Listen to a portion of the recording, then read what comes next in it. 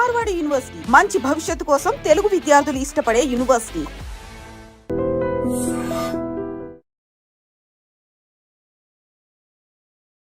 నమస్తే, welcome back to IT media. నేను మీ Jhansi. Green card కావాలి అనుకున్నప్పుడు, యుఎస్ వెళ్ళాలి, అక్కడే సెటిల్ అవ్వాలి అనుకున్నప్పుడు చాలా ప్రాసెస్ అయితే మనం చేస్తూ ఉంటాము. అందులో one of the thing I-140 process. మరి ఇది ఎలా చేయాలి, దీనికి రెగ్యులేషన్స్ ఏంటి, ఇప్పుడు తెలుసుకుందాం. ప్రస్తుతం అంతా ఉన్నారు ఇమిగ్రేషన్ అడ్వకేట్ పృథ్వీ గారు. నమస్తే సార్. నమస్తే sir. What is the process of I-140? అసలు ఏంటిది? చాలా మందికి అవేర్నెస్ లేదు. వాట్ ఈస్ I-140 అండ్ దానికి ఎలా మనం ఈ ప్రాసెస్ అంతా నడిపించాలి? I-140 is something called permanent residency in US. అక్కడ పర్మనెంట్ జాబ్ కోసం వెళ్ళే ప్రక్రియ. And by that it's we call it is green card, acquiring green card గురించి జరిగేటువంటి ఒక పద్ధతి అని చెప్పచ్చు. దీని 3 స్టెప్స్ కింద చెప్పచ్చు అమ్మా. First step and second step is the company employer step. వాడు ఏం చేస్తాడంటే పర్మనెంట్ లేబర్ లైసెన్స్ తెచ్చుకుంటాడు. అంటే ఒక కంపెనీ ఉంది అనుకుందాం, లెటస్ ఈ iDream అనే కంపెనీ ఉంది. ఈ iDream అనే కంపెనీకి ఒక 10 మంది ఒక యుఎస్ నుంచి ఎంప్లాయీస్ కావాలి. యుఎస్ నుంచి ఎంప్లాయీస్ కావాలి అనుకుంటే ఫస్ట్ వాడు ఏం చేస్తాడంటే అప్లికేషన్ పెట్టుకుంటాడు. పర్మనెంట్ లేబర్ లైసెన్స్ కోసం పెడతాడు. పర్మనెంట్ లేబర్ లైసెన్స్లో ఏంటంటే వాడు అప్లై చేసినప్పుడు వాడు ఈ 10 మంది నీకు తెచ్చుకునేటప్పుడు ఇక్కడ ఇండియన్స్ ఎందుకు తీసుకురాలేదు అని అడుగుతాడు. అది సేమ్ వైజ్గా యుఎస్లో ఉండేటప్పుడు యుఎస్ వాళ్ళు కాకుండా నువ్వు బయట కంట్రీస్ నుంచి, ఎలియన్ కంట్రీ నుంచి ఎంత తెచ్చుకుంటున్నావు అనే దానికి వాడు సమాధానం చెప్పాలి. ఆ ఫీల్డ్కి సంబంధించిన దాంట్లో ఇంత ఎక్స్పీరియన్స్ పర్సన్ లేడు. ఎక్స్పీరియన్స్డ్ పర్సన్ అన్నవాడు నేను అడ్వర్టైజ్మెంట్ ఇచ్చుకుంటాను, లేకపోతే యుఎస్లో ఇండియాలో ఉన్నాడు, అతను నాకు కావాలి అని చెప్పిస్తే నాకు కన్విన్స్ చేసుకోవాల్సి వస్తాము. ఆ రకంగా వాడు I-140 ఇచ్చిన తర్వాత 1 డేలోనే అది త్రూ అయి పంపించేస్తాడు. తర్వాత ఇమీడియట్గా వాడు చేసేదంటే నెక్స్ట్ అడ్వర్టైజ్మెంట్ చేయాలమ్మా. ఓకే. I-140 అప్లై చేసేటప్పుడు బాగా కాషియస్గా వాళ్ళు ఏం పెట్టుకుంటారంటే మైండ్లో, ఫీజు కట్టినప్పుడు I-140కి ఈ ఎంప్లాయీ అన్నవాడు ఇక్కడ నాకు దొరకట్లేదు అన్నది కన్విన్స్ అయితేనే ఆ పర్మిషన్ ఫస్ట్ ఎంప్లాయర్కి వస్తుంది. ఒకసారి ఎంప్లాయర్ వచ్చిన తర్వాత వాడు వెంటనే అడ్వర్టైజ్మెంట్ ఇస్తాడు. అడ్వర్టైజ్మెంట్ ఇచ్చినప్పుడు వచ్చినటువంటి వాళ్ళలో యుఎస్లో ఉన్న వాళ్ళు ఎవరు లేరు అన్నదాన్ని వచ్చిన తర్వాత నెక్స్ట్ ప్రాసెస్ స్టార్ట్ చేస్తాడు. అప్పుడు ఈ ఎక్స్ ఎంప్లాయీ ఎవరైతే వెళ్దాం అనుకున్నాడో వాడి పేరుని నేను సెలెక్ట్ చేసుకున్నాను, వీడు ప్రాసెస్ చేయండి అని పేపర్స్ పంపుతాడు. వాడు ఇది 2 రకాలుగా ఉంటారమ్మా. Already existing US non immigrant, already అమెరికాలో ఉండేటువంటి నాన్ ఇమిగ్రెంట్స్ ఎవరు ఉంటారమ్మా? F1 వీసాలో కానీ, B2 వీసాలో కానీ, లేకపోతే F1 వీసాలో కానీ, లేకపోతే H1B వీసాలో ఉన్న వాళ్ళు ఉంటారు. F1 వీసా వాళ్ళు ఉండరండి, స్టూడెంట్ వీసాలో దీంట్లో ఉండరు. H1B వీసాలో కానీ, F1 వీసాలో కానీ, B2 వీసాలో కానీ, డిపెండెంట్ వీసాలో ఉన్న వాళ్ళు కానీ వీళ్ళు ఉంటారు అక్కడ. E2 వీసాలో కానీ వీళ్ళకి అప్లై చేసేటప్పుడు పలానా వాడు ఉన్నాడు, అమెరికాలోనే ఉన్నాడు, పలానా వాడిని ఎక్స్ అనేటువంటి వ్యక్తిని, ఆ సుబ్బారావు వెంకటయ్యనో నేను తీసుకుందాం అనుకుంటున్నాను, అతన్ని నేను అప్లై చేద్దాం అనుకుంటున్నాను అని చెప్పిన తర్వాత అక్కడ ఉన్న వాళ్ళని సర్వీస్ ఎక్స్టెన్షన్ అంటారమ్మా. అంటే వాళ్ళకి ఎక్స్టెన్షన్ సర్వీసెస్. అంటే ఆల్రెడీ H1B నుంచి పర్మనెంట్ రెసిడెన్సీ వస్తుంది. అదే కాకుండా ఇండియా నుంచి ఎవరైనా తెచ్చుకుంటున్నాను ఇట్లాగా దీనికోసం అని చెప్పేసరికి వాడికి ఇంటర్వ్యూ కండక్ట్ చేస్తారన్నమాట. వాడికి మన వీసా ప్రాసెస్ ద్వారానే వెళ్తారు.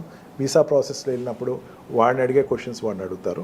అదంతా అయిపోయిన తర్వాత వాడు 485 డాక్యుమెంట్, వాడు I-485 డాక్యుమెంట్ వాడు సబ్మిట్ చేస్తాడు. అంటే తన గురించి చెప్పుకుంటే వాడు అప్లికేషన్ ఇస్తాడు అన్నమాట. ఆ అప్లికేషన్ ఇచ్చిన తర్వాత దాని త్రూ అయ్యి వాడికి లెటర్ వస్తుంది, నీకు ఇగో నీ జాబ్ ఇది పర్మనెంట్ రెసిడెన్సీ లేకపోతే గ్రీన్ కార్డ్ అన్నది ఇచ్చాము అని చెప్పేసి వాడు గ్రీన్ కార్డ్ ఇవ్వడం జరుగుతుంది అనమాట. ఆ గ్రీన్ కార్డ్ వచ్చిన తర్వాత ఒక 5 years నుంచి 10 years మధ్యలో వాడు పర్మనెంట్ సిటిజన్షిప్కి అప్లై చేసుకుంటాడు. అంటే from H1B visa or L1 visa or what we call E3 or E2 or ఈ వీసాస్ నుంచి మధ్యలో సిటిజన్షిప్కి అప్లై అయ్యేటప్పుడు మధ్యలో ఒక ట్రాన్స్ పీరియడే గ్రీన్ కార్డ్ అమ్మ. ఆ గ్రీన్ కార్డ్కి నేను అప్లై చేసుకుని ఆ గ్రీన్ కార్డ్లో వాడు he will first get the permanent residentship. ఎందుకంటే పర్మనెంట్ ఎంప్లాయ్మెంట్ వచ్చింది కదా, పర్మనెంట్ లేబర్ లైసెన్స్ తెచ్చుకున్నాడు కదా, పర్మనెంట్ లేబర్ లైసెన్స్ ఎంప్లాయర్ ద్వారా తెచ్చుకున్నాడు కదా. ఎంప్లాయర్ తీసుకొచ్చిన పర్మనెంట్ లేబర్లో వాళ్ళు ఈ వ్యక్తిని నేను ఇక్కడ పర్మనెంట్గా జాబ్ పెట్టదలుచుకున్నాను అని పర్మిషన్ తెచ్చుకున్నాడు. అంటే ఇట్ ఈస్ నథింగ్ బట్ వాడు రిటైర్మెంట్ అయ్యే వరకు అక్కడ వర్క్ చేసుకోవచ్చు. ఆ అప్లికేషన్ ద్వారా ఈ వ్యక్తి, ఈ సుబ్బయ్య అనేవాడు, వెంకయ్య అనేవాడు అక్కడ he will be able to continue his period for remaining period. Okay. జనరల్గా ఏంటంటే ఈ ప్రాసెస్ చెప్పడం వాళ్ళు చాలా చెప్పేదంటే అంతా 6 monthsలో అయిపోద్ది అంటారు, కానీ కంపెనీ దగ్గర అప్లై చేసిన తర్వాత ప్రేమ్ అంటారమ్మా, అంటే పర్మనెంట్ లేబర్ లైసెన్స్ తెచ్చుకునేటప్పుడు ప్రేమ్ అంటుందని. ఆ ప్రేమ్ తెచ్చుకునేటప్పుడు ఆ కంపెనీ ఖచ్చితంగా చెప్పగలగాలి, ఎస్ నాకు ఈ లేబర్ లైసెన్స్ పలానా ఇంతమంది వ్యక్తులు కావాలి, 10 మంది ఎంప్లాయ్మెంట్ కావాలి, ఐ డ్రీమ్కి 10 మంది ఎంప్లాయీస్ కావాలి, వీళ్ళు యూఎస్లో ఉన్నారు, లేకపోతే వీళ్ళు యుగాండాలో ఉన్నారు, లేకపోతే వీళ్ళు లండన్లో ఉన్నారు చెప్పగలగాలి. అది త్రూ అయితేనే కానీ ఈ సుబ్బయ్య వెంకయ్య అనేవాడు అక్కడ రెసిడెన్సీ తెచ్చుకోవడానికి అవ్వదు. మోస్ట్లీ ఏంటంటే H1B వీసా వాళ్ళు, L1 వీసా వాళ్ళు, ఈ వీసాలో ఉన్న వాళ్ళు మాత్రమే ఇది అప్లై చేసుకుంటారు. Otherwise if at all that requirement అనేది ఇండియాలో ఉన్న కూడా వాళ్ళు తీసుకుంటారు అన్నమాట. దీనిలో delay of taking the country అనుకుంటే కనుక ఇండియాకి చైనాకి నుంచి తీసుకునేటప్పుడు మాత్రం కొంచెం డిలే అవుతుందమ్మా. Unlike other countries, some specific countries, కొన్ని స్పెసిఫిక్ కంట్రీస్లో అయితే విత్ ఇన్ మంత్స్లో అయిపోతుంది. ఇండియా నుంచి వాళ్ళు సెలెక్ట్ చేసుకునేటప్పుడు, ఎందుకంటే జనాభా ఎక్కువ మంది అక్కడ ఉన్నారు, వాళ్ళు అందరికీ ఇచ్చేసారనుకోండి, ప్రతి వాడికి వీసా గ్రీన్ కార్డ్ వచ్చేస్తుంది. అందుకని వాళ్ళకి కొంచెం లేట్ అవుతుంది. It will take 1 or 2 years పడుతుంది. మీరు లోపల 1 year లోపల వచ్చేవాడు ఉంటుంది. It depends upon the paper working of this people. Immigrant lawyer యొక్క రోల్ చాలా ఎక్కువ ఉంటుంది అమ్మ అక్కడ, ఎందుకంటే డాక్యుమెంటేషన్ అంతా అతనే చేస్తాడు. అతను మొత్తం ఆ పేపర్స్ అన్ని సబ్మిట్ చేయటం, ఆ కంపెనీ తరఫున ఇతను ఈ ఎంప్లాయీకి సంబంధించినటువంటి డాక్యుమెంటేషన్స్ అన్ని ఇన్ టైంలో సబ్మిట్ చేయటం, దాన్ని బట్టి అతని యొక్క ఈ వాట్ వి కాల్ I-140 అనేది తెచ్చుకుంటుంది ఉంటుంది. ఓకే సార్, ఇప్పుడు మనం అక్కడికి వెళ్ళాలన్నప్పుడు మీరు అన్నారు మనకి అండ్ చైనా వాళ్ళకి చాలా టైం పడుతుంది అని చెప్పి, మనం అప్లై చేయాలి అనుకున్నప్పుడు ఇక్కడ నుంచి ప్రాసెస్ ఏంటి?